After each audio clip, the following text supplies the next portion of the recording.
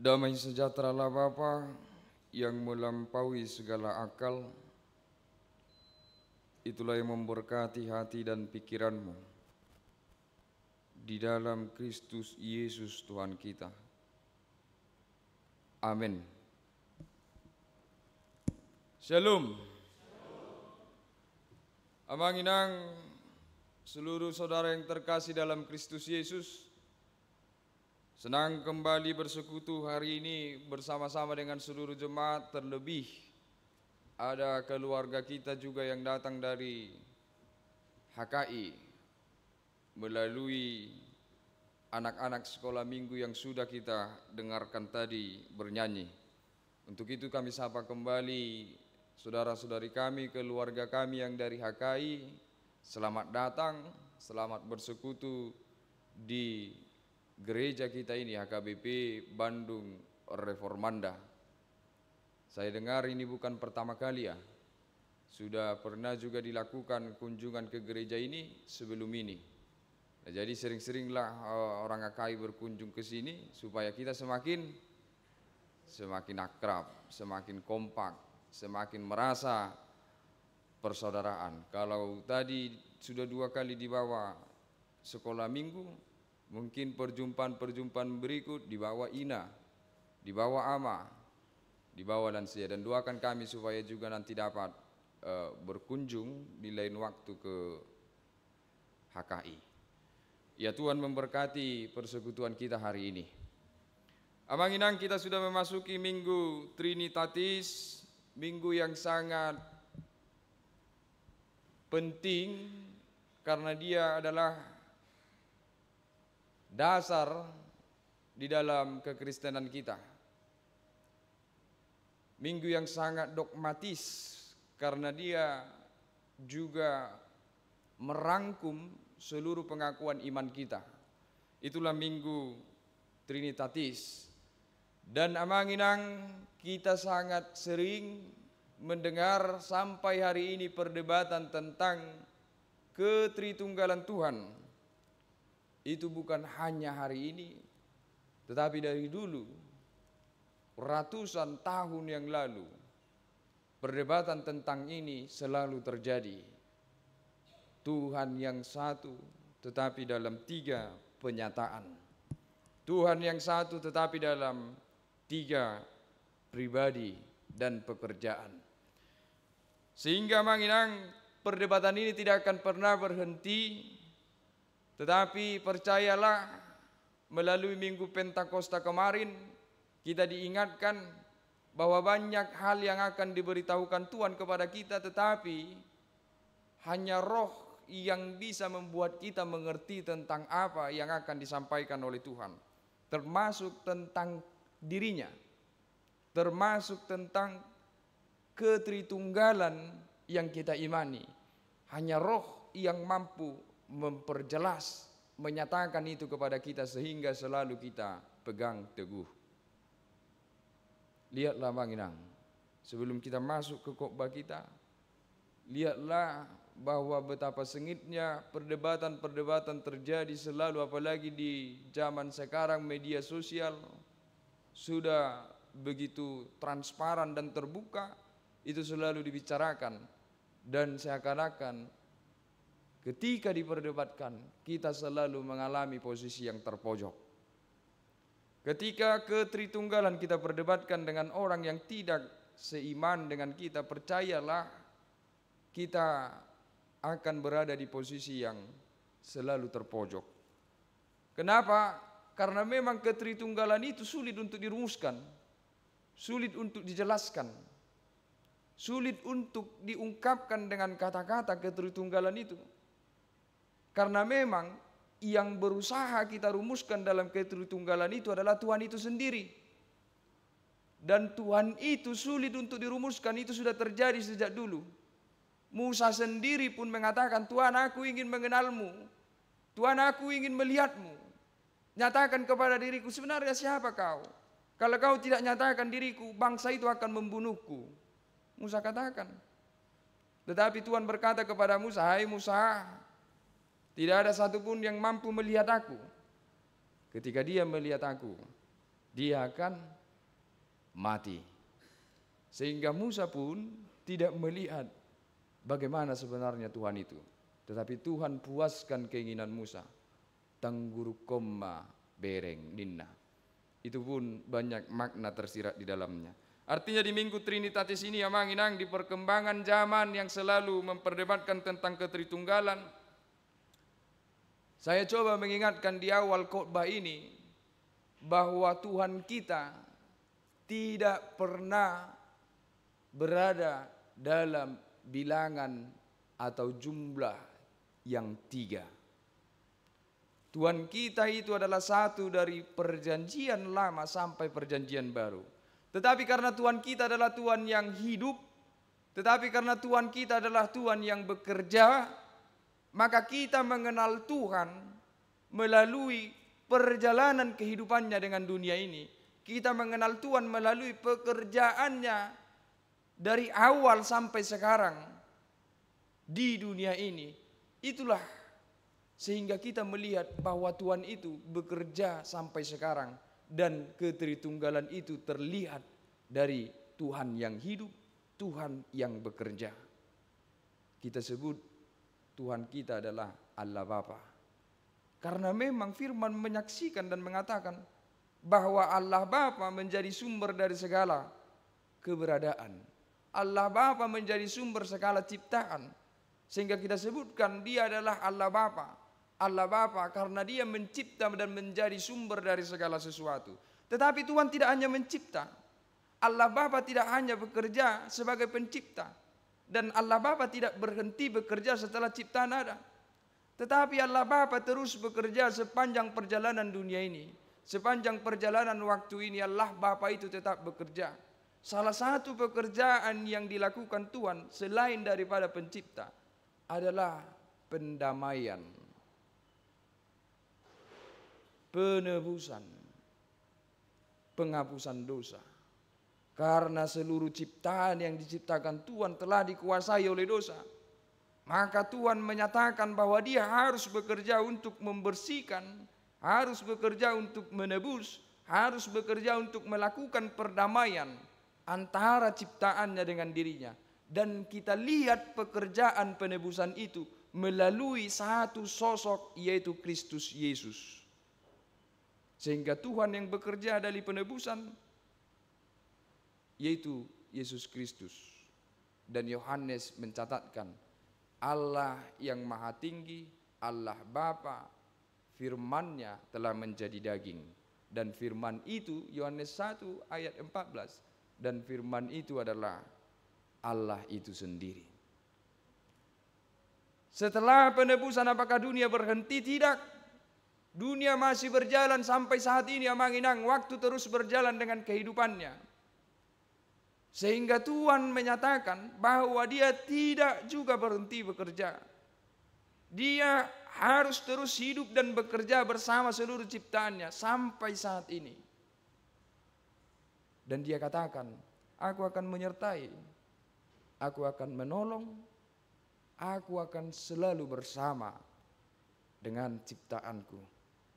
Dan pekerjaan penolong itu kita kenal dengan Roh Kudus. Sehingga Tuhan kita adalah Tuhan yang satu dari dulu dan sampai saat ini. Tuhan yang satu di dalam 3 pekerjaannya yang kita saksikan sepanjang dari dulu sampai saat ini. Jadi jangan ada dari kita yang mau dikecohkan, yang mau diganggu imannya dengan hal-hal yang menatap lain tentang ketritunggalan itu sendiri. Allah kita satu di dalam 3 kepribadian dan penyataannya. Untuk itu amang-inang, pekerjaan Tuhan juga berlanjut sampai hari ini. Dan kita akan lihat apa pekerjaan Tuhan yang mau dinyatakannya hari ini kepada kita melalui Yesaya 61 ayat 1 sampai ayat yang ke-9. Saya akan bacakan begini firman Tuhan. Roh Tuhan Allah ada padaku, oleh karena Tuhan telah mengurapi aku.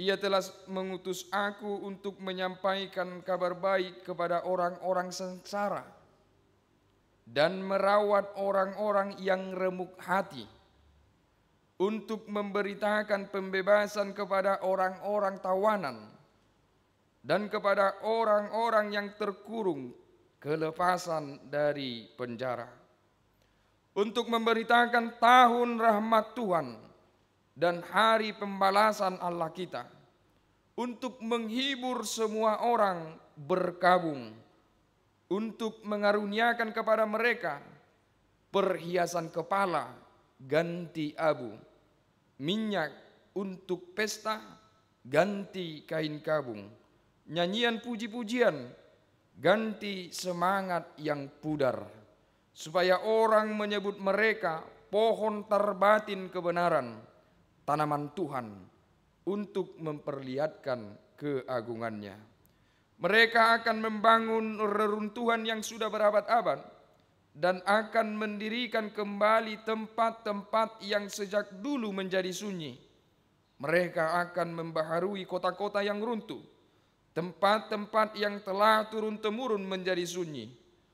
Orang-orang luar akan melayani kamu sebagai gembala kambing dombamu, dan orang-orang asing akan bekerja bagimu sebagai petani dan tukang kebun anggurmu. Tetapi kamu akan disebut imam Tuhan dan akan dinamai pelayan Allah kita. Kamu akan menikmati kekayaan bangsa-bangsa dan akan memegahkan diri dengan segala harta benda mereka.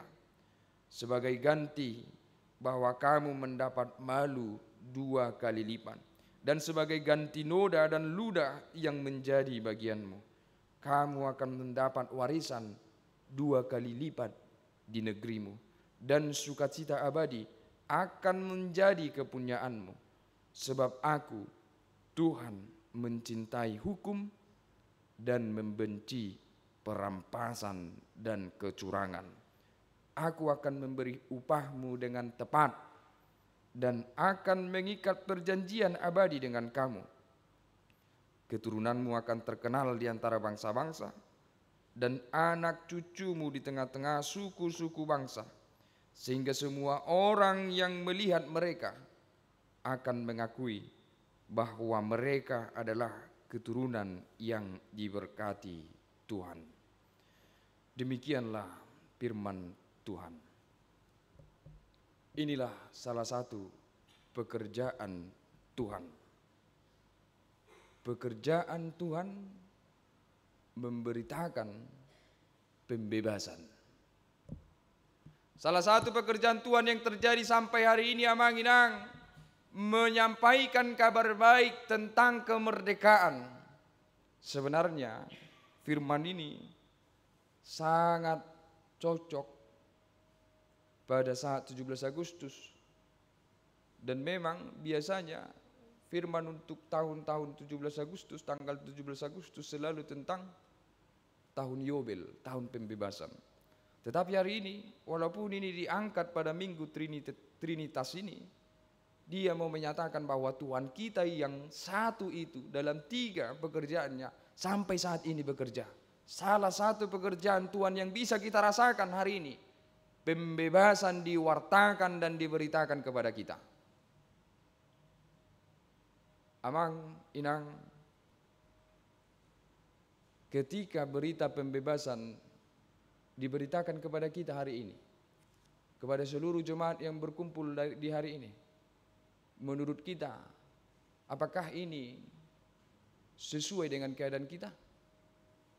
Adakah dari kita yang dijajah sehingga berita pembebasan harus diberitakan kepada kita hari ini? Ada di sini yang merasa terjajah? Adakah dari kita yang merasa tertekan kehidupannya? Ada yang mendorongkan senjata kepada kita, Mang Inang? Gak ada ya. Bahamu akaina. Merdeka dohamu di bagasmuna. Merdeka. Mana ngadong dona terjajah tertekan. Dan ngadong ate. Wa akama, merdeka dohamu di bagas muna.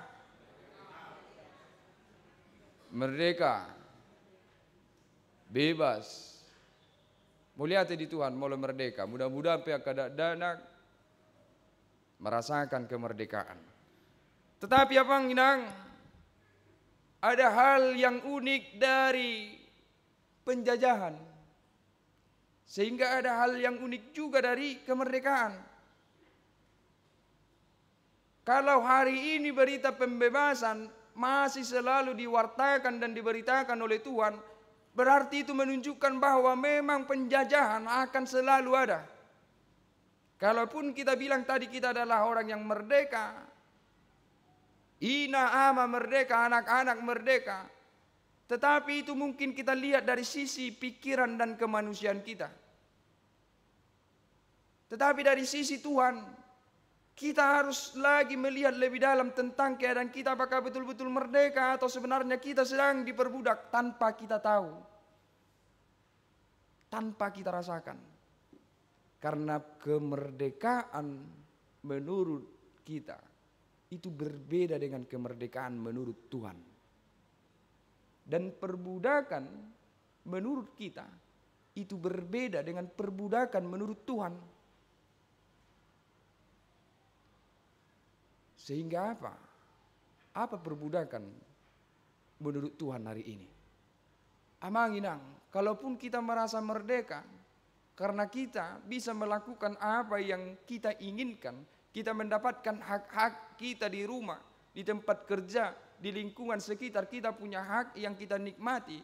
Tetapi kemerdekaan yang mau dilihat dari sisi Tuhan bukan kemerdekaan yang demikian. Tetapi kemerdekaan yang ingin disampaikan dari sisi Tuhan, kemerdekaan dari dosa. Kemerdekaan dari keinginan daging. Benar dulu kita dijajah oleh tentara, dijajah oleh negara lain, dan nats ini pun disampaikan untuk orang Israel yang terjajah di Babel, tetapi sebenarnya sampai sekarang kita pun masih dalam penjajahan. Hanya saja bukan lagi senapang yang kita hadapi, bukan lagi tentara yang kita hadapi, tetapi yang kita hadapi adalah keinginan-keinginan daging kita yang diantarkan oleh si jahat. Itu yang menjajah kita. Coba ketika ditanyakan sekali lagi apakah Anda sudah merdeka, coba lebih dalam pahami, bagaimana Tuhan? Sudahkah saya memerdekakan diri saya dari dosa? Sudahkah saya tidak mengikuti jalan-jalan kedagingan saya? Sudahkah saya sungguh-sungguh melepaskan diri saya dari keinginan-keinginan dosa? Ketika tidak, maka ketika ditanya Anda sudah merdeka atau tidak, maka Anda harus mengatakan, ya, saya masih terjajah. Karena masih ada kebencian di hati saya, karena masih ada niat jahat di hati saya, masih ada kecemburuan di hati saya, masih ada kedengkian di dalam diri saya, masih ada tindakan semena-mena dalam diri saya kepada orang lain. Benar, saya masih terjajah. Alaninwai kusuku majunuai tuhita salinai. Apakah kita sudah merdeka atau tidak? Posro aku mangarimangi dosudi. Dan itu memang penting. Tuhan tidak sedang berbicara hari ini tentang penjajahan-penjajahan yang seperti kita pikirkan. Tetapi penjajahan yang jauh lebih berat dari situ, yaitu dosa. Sehingga manginang, kalau kita dengarkan tadi epistel kita, yaitu Roma menyatakan bahwa kita tidak bisa merdeka dari diri kita sendiri.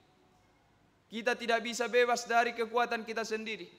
Tetapi lihatlah, Allah itu sendiri telah mengerjakan kemerdekaan bagi kita dari dosa, yaitu melalui Yesus Kristus yang memasukkan kita ke dalam kasih karunia itu sendiri. Jadi dalam Yesus Kristus, hanya di dalam Yesus Kristus, kita yang ragu-ragu menyatakan merdeka itu dapat merdeka dengan sesungguhnya dan sepenuhnya. Di luar dari Yesus Kristus, kita tidak akan mampu mengatakan aku sudah merdeka. Tetapi hanya dalam Yesus Kristuslah, Roma 5 menyatakan tadi, hanya di dalam Yesus Kristuslah Kasih karunia itu kita dapatkan. Pembebasan dari perbudakan dosa itu kita alami. Untuk itu amanginang, biarkan diri kita selalu menerima Yesus Kristus. Biarkan diri kita selalu mengalami persekutuan dan perjalanan dengan Yesus Kristus. Maka bagaimanapun penjajah yang tidak kita kenal itu mencoba menjajah kita kembali, dia tidak akan bisa mengikat dan mengurung kita. Karena Yesus Kristus sudah berjalan bersama kita, ada bersama kita, sehingga kita akan selalu merdeka. Untuk itu amanginang, lihatlah orang-orang yang merdeka pun punya satu tugas dan satu sifat. Tetapi sebelum itu saya mau tegaskan dulu, kalau bagi kita orang yang merdeka itu adalah orang yang mendapat haknya sepenuhnya dan kebebasannya sepenuhnya dari Allah, itu berbeda. Kalau menurut kitab, orang yang diperbudak itu adalah orang yang dikuasai oleh orang lain, sulit menikmati haknya. Tetapi di dalam pandangan Tuhan amanginang, hati-hati. Ketika kita merasa merdeka, tetapi kita berdiri sebagai orang yang menjajah orang lain, sebenarnya yang terjajah adalah kita. Jadi penjajah itu bukan orang yang merdeka. Bukan, kalau di dalam pikiran kita orang yang merdeka itu adalah orang yang tidak dijajah. Tetapi dalam pandangan Tuhan, orang yang dijajah itu orang yang menjajah. Siapa yang menjajah kehidupan orang lain di hadapan Tuhan, dia adalah orang yang terjajah. Jadi perhatikan, kalau kita katakan tadi kita merdeka, tetapi di atas kemerdekaan kita ada orang lain yang terjajah. Kita adalah orang yang terjajah sesungguhnya. Hati-hati menggunakan kebebasan dan kemerdekaan kita. Jangan sampai orang lain terganggu. Jangan sampai ada hak orang lain yang rusak. Jangan sampai ada hak orang lain yang tersingkir karena kemerdekaan kita. Sehingga kita merasa kita betul-betul merdeka. Tidak, kita terjajah di hadapan Tuhan. Gudang songoni. Karena saking bebasnya dia. Ini rumahku. Aku menikmati rumahku. Ini peralatanku. Aku bebas dengan peralatanku.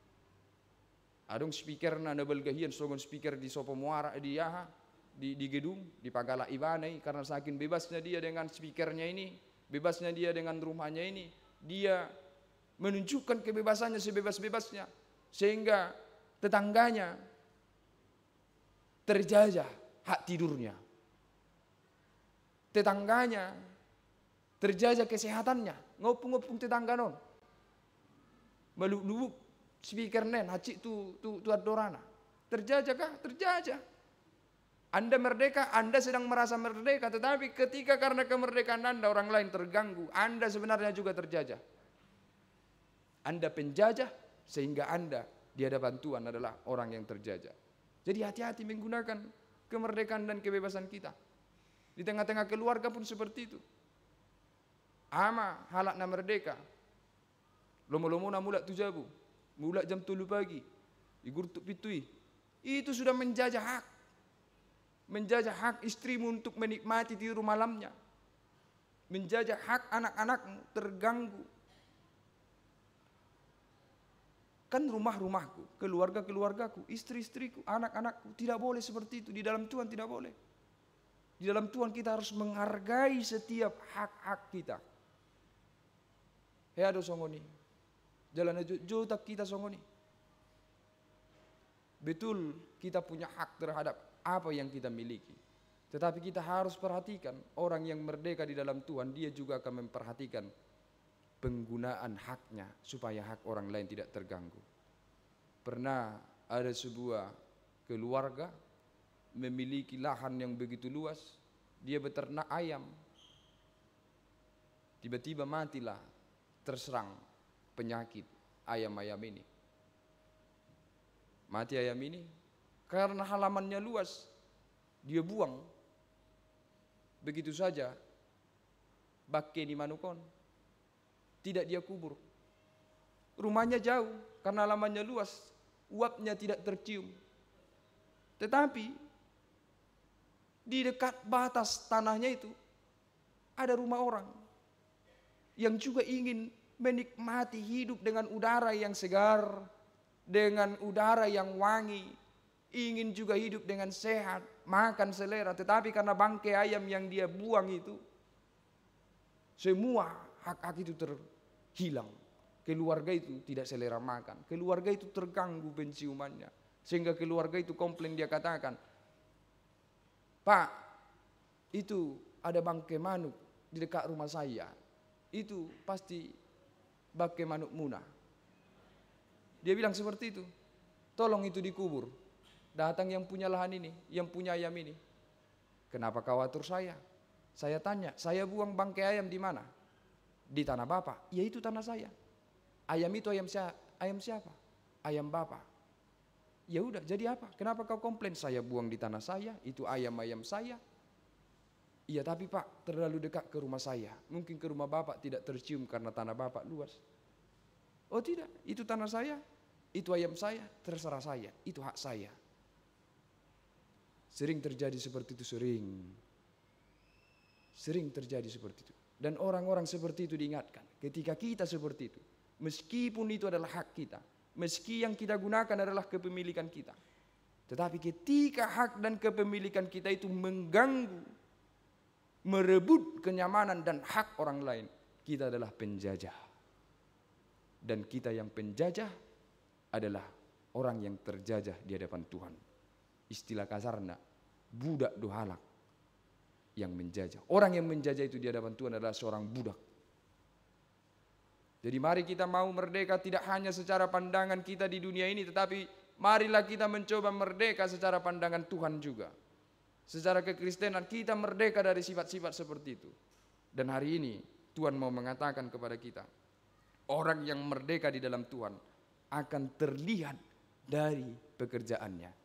Ayat 1 mengatakan, Roh Tuhan Allah ada padaku. Inilah orang-orang yang merdeka. Orang yang merdeka, Roh Tuhan Allah akan ada padanya. Sehingga apa?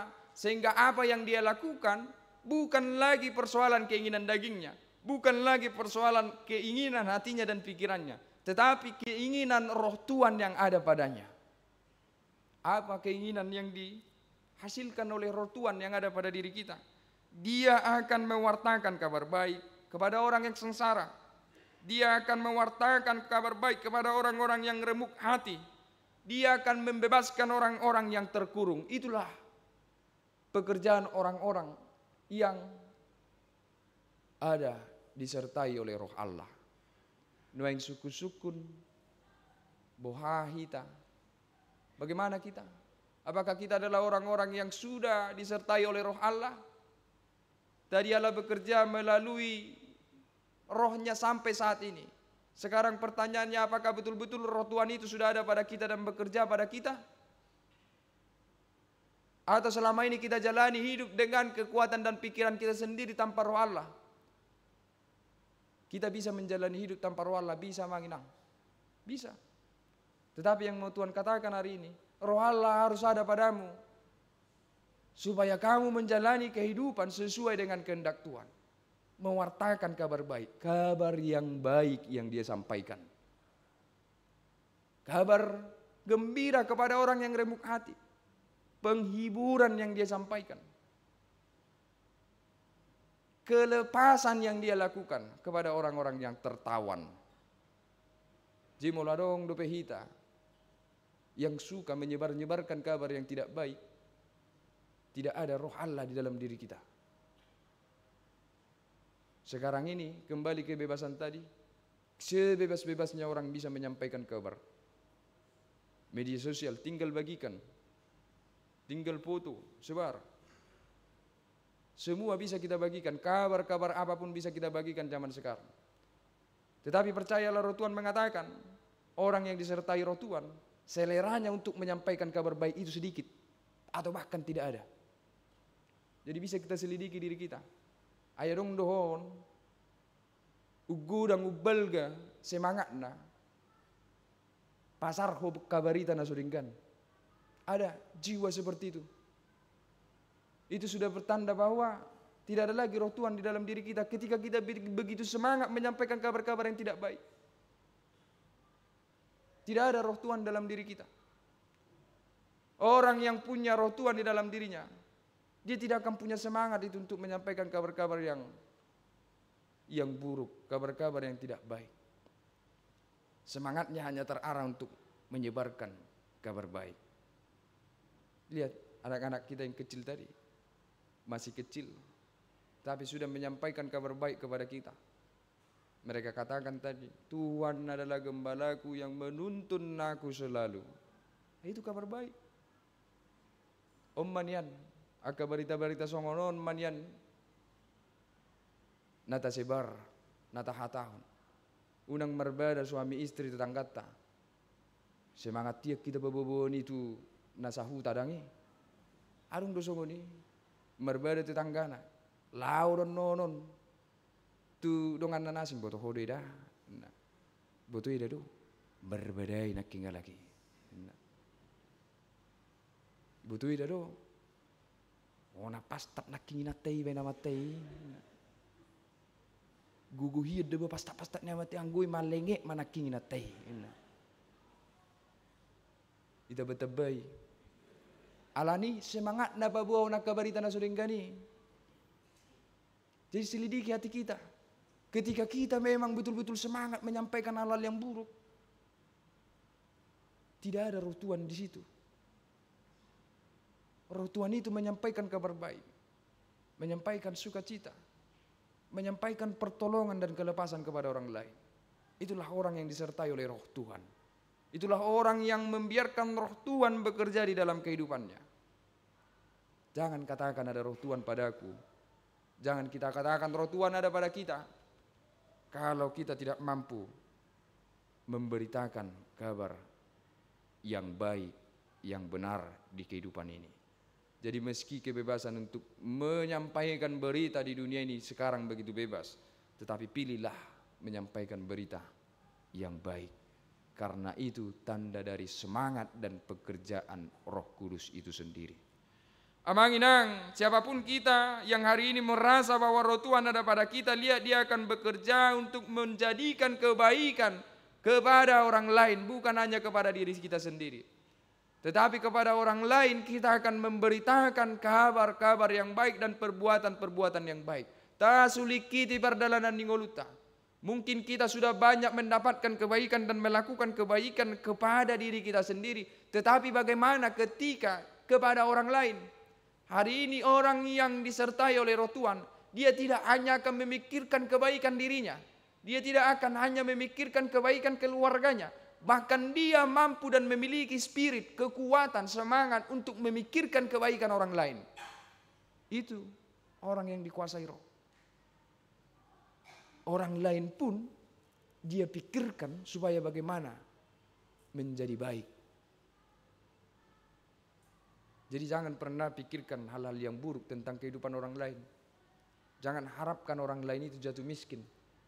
Jangan harapkan orang lain itu terkena penyakit. Jangan harapkan atau jangan rancang. Jangan lakukan. Tetapi lakukanlah yang baik tidak hanya pada dirimu dan keluargamu. Lakukan yang baik kepada semua orang. Kepada semua orang yang mampu kamu tunjukkan perbuatan baikmu. Tidak perlu kepada negara ini, tidak perlu kepada provinsi ini, kepada sedikit orang pun itu sudah sangat memberi pengaruh. Itulah orang-orang yang disertai oleh roh Tuhan. Jadi kalau kita mau mengerti bagaimana pribadi ketiga dari Tuhan itu dapat kita mengerti dari diri kita. Tidak dari rumusan-rumusan. Tetapi lihatlah bagaimana memang roh Tuhan itu bekerja dan mengarahkan kita untuk hal-hal yang baik. Di situ kita akan mengerti bahwa memang oh iya roh Tuhan tidak terlihat tetapi nyata bagiku. Karena dia menguatkan aku, karena dia memberi petunjuk kepada aku, karena dia menyertai aku dan memampukan aku melakukan pekerjaan-pekerjaan yang baik. Itulah tanda orang-orang yang disertai oleh roh Tuhan. Jangan terlalu jauh melihat atau menyelidiki apakah orang lain punya roh Tuhan. Mari kita selidiki diri kita sendiri. Apakah roh Tuhan itu masih ada pada kita? Percayalah ketika roh Tuhan tidak ada pada kita, kita hanya akan menjadi perusak. Kita hanya akan menjadi kesedihan bagi orang lain. Kita hanya akan membuat orang lain remuk hatinya ketika roh Tuhan tidak ada pada kita. Atau patok dono marmada, atau patok dono memikirkan suringgan, atau patok dono manigai. Kalau roh Tuhan tidak ada. Jalajuk semua ini. Sehingga roh Tuhan itu selalu menghasilkan hal-hal yang baik, ketabahan, kesabaran, damai sejahtera, kasih dan lain sebagainya. Jadi tidak bisa kita pungkiri kalau kita mau tahu apakah diri kita disertai roh atau tidak, selidiki dan jujur terhadap diri sendiri, kita akan tahu itu. Amang inang, dan hari ini Tuhan akan mengatakan kepada kita, kita bebas memilih menjalani kehidupan ini dengan roh Tuhan itu atau tidak. Itu bebas karena kita punya kehendak bebas. Kita bebas memilih dituntun oleh roh Tuhan atau dituntun oleh roh-roh dunia ini. Tetapi Tuhan mengatakan tadi pada Yesaya 61, segala sesuatunya akan mendapat upah yang tepat. Segala sesuatunya akan mendapat upah yang tepat. Tidak ada yang tidak tepat dari Tuhan. Dari orang lain boleh tidak tepat. Mungkin karejo hamu di sada perusahaan, soina malu jamuna. Alai arong halak tenang-tenang, alai konubal gamajaloon na siya perusahaan ini siya kamu. Bisa terjadi seperti itu, bisa. Ketidakadilan. Tetapi bagi Tuhan, segala sesuatunya tepat. Semua akan mendapat upahnya dengan tepat. Tuhan tidak akan pernah salah membagikan sesuatu. Tuhan tidak akan pernah salah memberikan sesuatu. Dan yang lebih besar, kehidupan kekal, itu hanya diberikan kepada orang-orang yang memberi diri untuk dituntun roh menjalani kehidupannya. Sehingga mari amang inang kita lihat, kalau bangsa ini dibuang selama 70 tahun, lalu dikeluarkan Tuhan, dan mereka begitu bersuka cita. Begitu juga perjalanan kita di dunia ini. Kalau Mazmur mengatakan, itak nih 70 tahun doh, hari-hari ini ngulum. Hanya 70 tahun waktu kehidupanmu. Lebih daripada itu anugerah dari Tuhan. Begitu juga bangsa Israel itu, 70 tahun diperbudakan. Kita pun demikian. Kalaupun memang begitu sulit hidup di dunia ini, seperti yang kita katakan, kalau mau sukses di dunia ini harus curang amang. Kalau mau berhasil di dunia ini harus jahat amang. Kalau mau makmur di dunia ini harus seperti ini amang, dan lain sebagainya harus. Gak apa-apa, 70 tahun. 70 tahun dibanding dengan kekekalan itu sesuatu yang sangat kecil untuk dilihat. Amang membilang itu begitu mudah. Memang iya. Perjalanan di dunia ini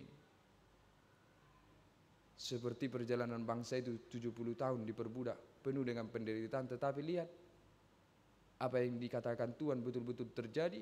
Mereka bebas dan kegembiraannya begitu besar. Demikian juga kita. Memang benar, perjalanan di dunia ini penuh dengan penderitaan. Coba pikirkan penderitaanmu. Mungkin kamu tidak dapat apa yang kamu inginkan. Mungkin kamu sedang dalam penyakit. Mungkin kamu tidak sesuai dengan yang kamu harapkan. Atau anak-anakmu, atau suamimu, atau orang tuamu. Itu penderitaan-penderitaan. Mungkin kamu tidak punya banyak harta, atau mungkin kamu berduka, ditinggalkan yang lain sebagainya. Itu menyedihkan, tetapi ingat, kehidupan di dunia ini hanya 70 tahun. Bandingkan dengan kekekalan yang Tuhan janjikan melalui Kristus Yesus. Untuk itu, Roma 5 tadi mengatakan di epistel kita, bertahanlah. Di dalam roh kita mampu menghasilkan segalanya. Penderitaan itu menghasilkan ketekunan, ketekunan itu menghasilkan tahan uji, dan tahan uji itu menghasilkan kesabaran. Itu hanya kita alami ketika kita memilih roh menuntun kehidupan kita. Amin, kita berdoa.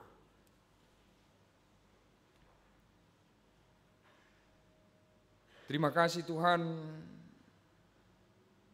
selalu kami ucapkan kepadamu, karena kami merasakan di setiap perjalanan kehidupan kami pekerjaan-Mu yang menyertai kehidupan kami. Terlebih Tuhan, Engkau selalu bekerja menolong kami, memberi kekuatan kepada kami melalui roh-Mu yang Kau curahkan. Firman-Mu telah kami dengarkan Tuhan. Biarkanlah kami menjadi orang-orang yang mau dikuasai oleh Roh-Mu, dituntun oleh Roh-Mu, supaya kami dapat memakai diri kami melakukan seluruh kehendak-Mu. Tuhan, kami tahu perjalanan kami di dunia ini perjalanan yang penuh dengan tantangan. Kami tahu Tuhan, perjalanan kami di dunia ini tidak mudah, tetapi firman-Mu mengatakan bahwa melalui Roh-Mu perjalanan kami yang sulit itu akan menjadi indah pada waktunya. Untuk itu Tuhan, biarkan kami merelakan diri kami sepenuhnya dituntun oleh Roh yang Kau berikan. Tuhan, kami juga bersyukur pada hari ini karena kami dapat bersama-sama dengan keluarga kami, jemaat yang dari gereja-Mu HKI, anak-anak-Mu sekolah minggu beserta dengan orang tua, berkumpul bersama kami di rumah-Mu ini AKBP Bandung Reformanda. Tuhan, biarkanlah semangat persekutuan kami ini semangat mewartakan kebaikan dan kasih karunia-Mu. Biarkanlah Tuhan Kau pakai kami, Kau pakai anak-anak-Mu untuk selalu mewartakan kasih karunia-Mu dimanapun kami berada. Tuhan, kami juga berdoa untuk gereja-Mu ini AKBP Bandung Reformanda. Di setiap program pelayanan yang ada di tengah-tengah gereja-Mu, terlebih Tuhan di waktu dekat ini gereja-Mu akan melaksanakan konser mini AMA. Engkaulah Tuhan yang melancarkan kegiatan tersebut supaya nama-Mu yang sungguh-sungguh dipermuliakan melalui kegiatan itu. Tuhan, kami juga berdoa untuk rencana pesta Gotilon di gereja-Mu ini. Engkaulah Tuhan yang menyatukan hati kami, para halado, jemaat dan panitia untuk melaksanakan pesta tersebut dengan penuh sukacita. Kami juga berdoa Tuhan untuk Punguan Glorius yang juga akan melaksanakan kegiatannya malam puji-pujian. Kau berkati seluruh peserta, Kau berkati acara tersebut Tuhan. Biarlah berjalan dengan baik, menjadi sukacita bagi kami, terlebih kemuliaan bagi nama-Mu. Tuhan, kami juga berdoa untuk seluruh jemaat-Mu, saudara-saudari kami yang di dalam keadaan sakit. Tuhan, Engkau sumber dari segala sesuatu, Engkau sumber dari kesembuhan. Kami meminta kepada-Mu Tuhan, Engkaulah yang memberi kesembuhan kepada setiap jemaat-Mu dimanapun mereka Tuhan, di rumah sakit ataupun di rumah mereka sendiri. Engkaulah yang menjamah, biarkanlah mereka bersukacita karena kesembuhan yang daripada-Mu. Tuhan, kami tahu kami punya pergumulan pribadi, lepas pribadi, pergumulan di setiap keluarga. Kasih karunia-Mu Tuhan menyertai kami, supaya kami dapat menyikapi setiap pergumulan kami di dalam Roh-Mu, supaya kami tetap memiliki kekuatan Tuhan untuk menghadapi setiap pergumulan kami. Jangan biarkan Tuhan kami dikalahkan oleh pergumulan dan persoalan kehidupan kami, tetapi mampukanlah kami untuk menjalani setiap pergumulan yang ada di kehidupan kami masing-masing. Tuhan, kami berdoa khusus untuk anak-anak-Mu sekolah minggu. Engkaulah Tuhan yang tetap menyertai mereka di pertumbuhan mereka. Kau berikan kepintaran Tuhan. Terlebih Engkau berikan Tuhan Roh-Mu supaya mereka menjadi anak-anak yang baik, bertumbuh dalam kepatuhan dengan orang tua, terlebih di dalam ketakutan daripada-Mu. Biarlah Engkau Tuhan yang menyertai mereka, anak-anak-Mu, dimanapun mereka berada. Tuhan, kami tahu kami orang yang banyak melakukan kesalahan, kami orang yang berdosa, tapi kami tahu Tuhan, kasih karunia-Mu lebih besar daripada segalanya. Ampunkan setiap dosa-dosa kami dan terimalah doa kami hanya di dalam nama anak-Mu Tuhan Yesus Kristus dan Roh Kudus. Amin.